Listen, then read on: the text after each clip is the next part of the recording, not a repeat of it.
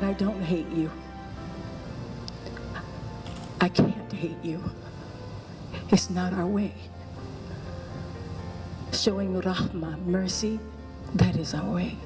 2 years after Suleiman's death, you came face to face with the boy who took his life. For 25 years, Daniel Villegas fought to prove his innocence in the 1993 capital murder case of Armando Lazo and Bobby England.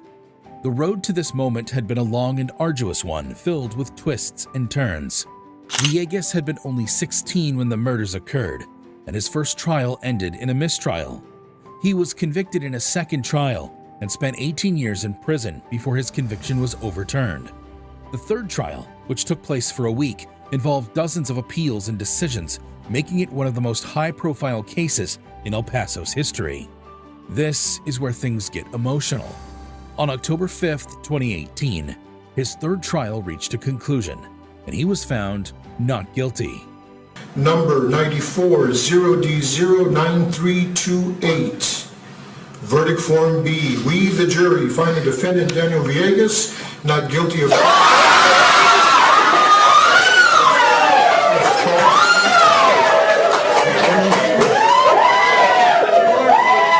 You can see Villegas collapse to his knees, weeping with relief and joy, while his family and supporters erupted in applause.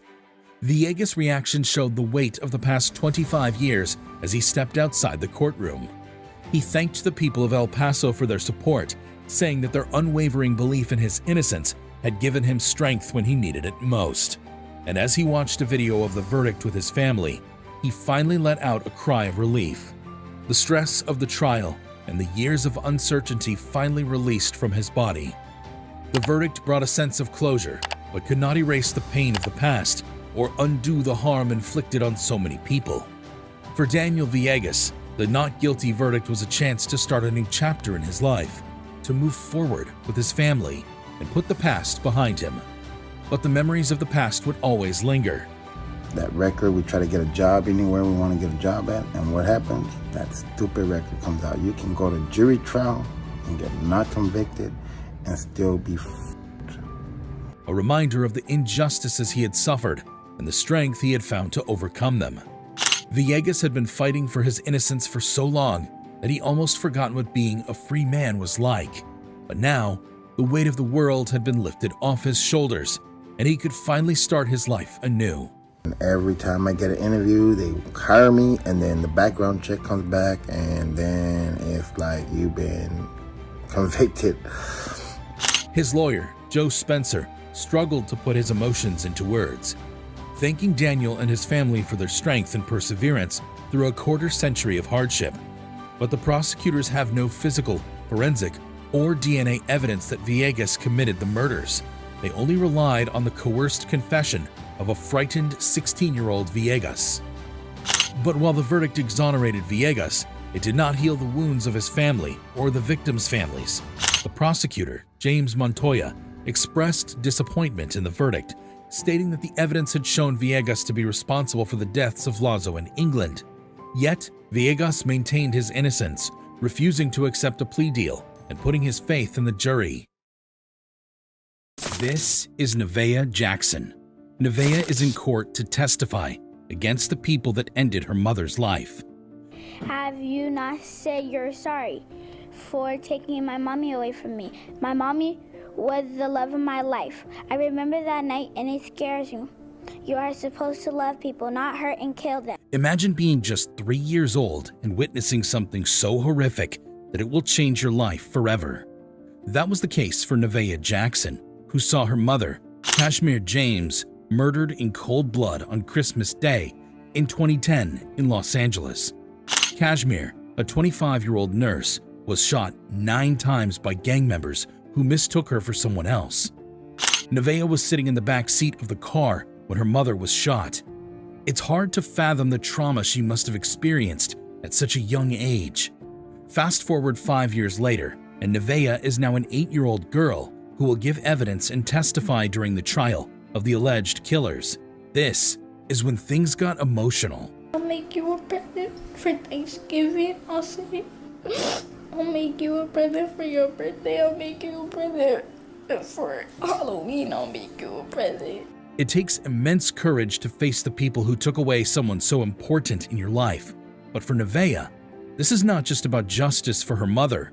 It's also about ensuring that no other family has to suffer the same fate. The alleged killers, Darnell Deshawn Houston and Lamar McKnight, were arrested with a juvenile who was later dealt with as part of a plea agreement. During their trial, an emotional Nevaeh asked the gang members tear-jerking questions. Here is Nevaeh testifying during the trial. Have you not said you're sorry for taking my mommy away from me? My mommy was the love of my life. I remember that night and it scares you. You are supposed to love people, not hurt and kill them. For her grandmother, Kim Evans, who lost her daughter, the trial is just another hurdle in her ongoing battle with grief. It's hard to imagine what Nevaeh and her family have gone through and are still going through.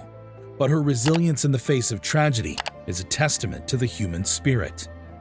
Nevaeh may have seen the worst of humanity at a young age, but she's determined to be a part of the solution. And to do that, she has turned her focus toward the foundation launched in honor of her much-loved mother. The foundation aims at countering gang culture and gun violence in South Los Angeles. Nevaeh's determination to make a difference is inspiring, as is the kind-heartedness of Rukia Abdul Mutakalim. 2 years after Suleiman's death, you came face to face with the boy who took his life. This is Rukia Abdul Mutakalim, and the boy she is hugging is Javon Coulter. The night of June 28, 2015, in South Cumminsville, Ohio, changed Rukia Abdul Mutakalim's life forever. Her son, 39-year-old Navy veteran Suleiman Ahmed Abdul Mutakalim, was shot in the back of the head as he walked home carrying a bag of food from a nearby White Castle. Police investigation revealed that he was an innocent victim caught in the crossfire of a robbery gone wrong. His wallet contained less than $60. Two teenagers, Javon Coulter and Valentino Patisse, were charged and found guilty of involuntary manslaughter with gun specification and aggravated robbery with gun specification. Javon was just 14 when he committed the crime. Rukia had to endure the agony of losing her son and then watching as his killers were sentenced to prison. What happened in this courtroom was one of the most touching moments ever in a courtroom. I don't hate you. I can't hate you. It's not our way. Showing rahmah, mercy, that is our way. Rukia didn't seek revenge. Instead, she did something that stunned everyone in the courtroom. She hugged Javon and offered to be a part of his life. As Rukia spoke to Javon, she offered him forgiveness and asked to be a part of his life. My family would like very much to be a part of your seeing a better way of life so that this does not repeat itself. It was an unexpected turn of events for everyone in the courtroom. It left many wondering how Rukia could offer compassion to the young man who had taken her son's life. But Rukia sees things differently. She believes that Coulter and his accomplice, Valentino Patisse, who also took a plea deal, were infected with a disease but could be cured. She wants to visit them in prison regularly and help them become better people. For Rukia, vengeance is not the answer. It won't bring back her son, and it won't solve anything. Instead, she wants to fight for the young men who took her son's life, to show them that there's a better life out there, and to help them find their way to it. And you were a baby, and you are still a child. She sees her son's killers as children who have mothers, just like herself. 2 years after Suleiman's death, you came face to face with the boy who took his life. 66-year-old Rukia didn't just hug only Javon, she also hugged Javon's mother, and the two women cried at each other's shoulders. Javon Coulter, who was just a child when he committed the crime, was visibly moved by Rukia's words and actions. He expressed his remorse for what he had done and apologized to Rukia and her family. While you're cleaning your tears, let me take you to Palm Beach County Courthouse, Florida, where Brandon Dinetz gives an open statement in a DUI case. Brandon and his girlfriend Jen Letman have been together for months. Since Letman is also a lawyer, Brandon requested that she be in court to watch his opening statement and support him. But Jen Letman was about to get the surprise of her life. The case began and the jury was called in, but Letman noticed that something just wasn't right. She is a lawyer too, and she knows that the jury is made up of 12 people, but the number of jurors that took the seat was way more than 12. Moreover, she knew every one of them. She could see her father, sister, aunt, and a few of her relatives at the back. Then it dawned on her. This isn't a real trial. It's fake.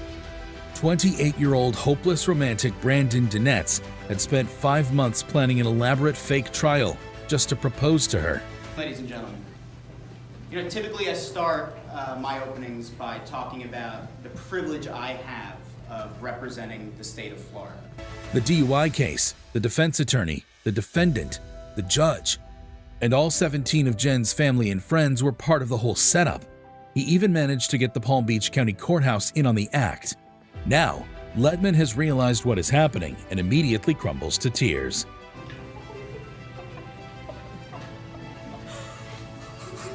But Brandon wasn't done. He still gave his opening statement and presented Exhibit A, a diamond ring. Brandon had designed a special ring for the occasion, embedded with a diamond from Jen's grandmother's engagement ring. With the ring, Brandon formally asked Jen to marry him. Will you marry me?